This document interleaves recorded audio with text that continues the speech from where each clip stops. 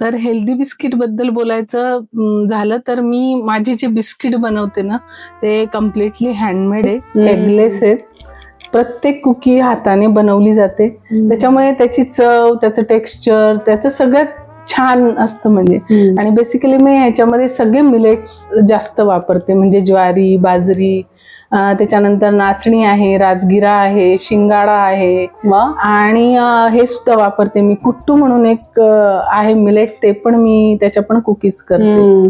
एक कुट्टू ही बिस्किट्स आहेत ना मंडळी, कुट्टूची बिस्किट्स ही कीर्तिताईचा USP म्हणावा लागेल. सो या कुट्टू विषयी थोडक्यात आम्हाला सांग की नेमकं काय आहे हे आणि कुठे मिळतं.